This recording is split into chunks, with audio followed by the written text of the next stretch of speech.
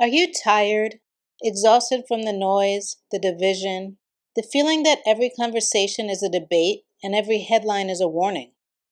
Do you feel the tension in your chest every time you turn on the news, every time you open up social media? You're not imagining it. America feels heavy right now. And more people are whispering the same thing. I can't live like this anymore. I want peace, but I'm scared to leave. And if this is you, listen closely. You don't have to leave the United States to leave the United States. There is a middle step, a softer landing, a way to breathe again without completely abandoning your comfort zone, which is the home you know, the United States of America. And before we go any further, I want you to hear this. Wanting to leave does not make you unpatriotic. You can love your country and still need space from the chaos. You can respect where you came from and still choose a life that lets you breathe and gives you peace.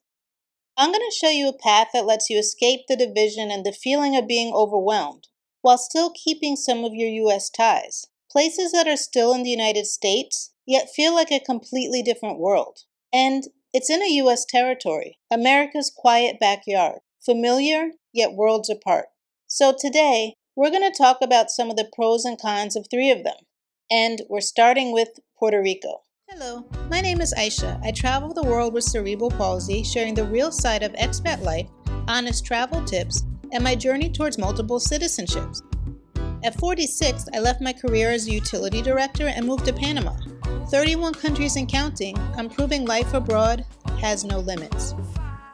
A Caribbean island with rich culture, a major metro area, San Juan, think beaches, city life, and U.S. conveniences mixed with a strong Puerto Rican identity and pride. Some of the pros. It's a hop, skip, and a jump from U.S. mainland. It has amazing food, music, and breathtaking views. You can find some creature comforts here like Costco, and even Amazon delivers in many areas here.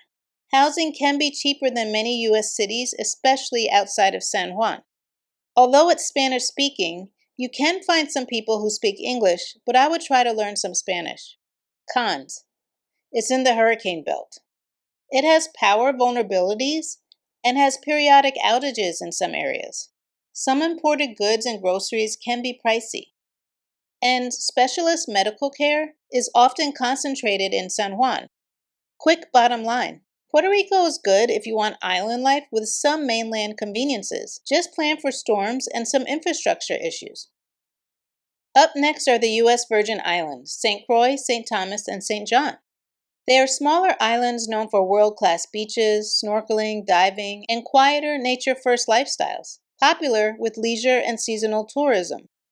Like Puerto Rico, the U.S. Virgin Islands are a hop, skip, and a jump away from the mainland USA. They have stunning beaches, outdoor lifestyle, and a slower pace of life. Options range from local modest living to upscale resort-style neighborhoods. You can go island hopping here. Cons. It has a high cost of living. Imports and tourism can drive up some prices.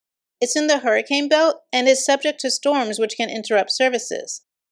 They have limited specialty healthcare and some supply chain fragility.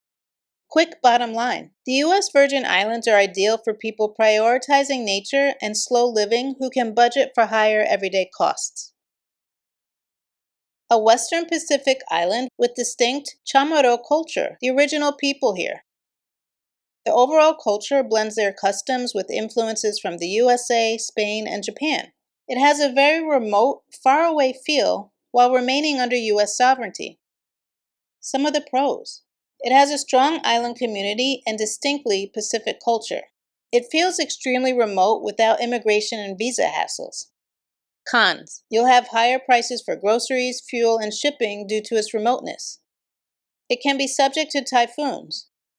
Healthcare and specialty services are more limited than on the U.S. mainland. Quick bottom line. Guam is great if you want a true Pacific island life, but must budget for higher costs, certain medical care, and occasional service interruptions. So, if you want to leave, but you're scared to leave everything that you know, think about taking a step and not a leap. Just remember, U.S. territories aren't the cheapest option out there. They're not perfect. No place is. But peace doesn't require perfection. Just a better environment that's right for you in this moment in time.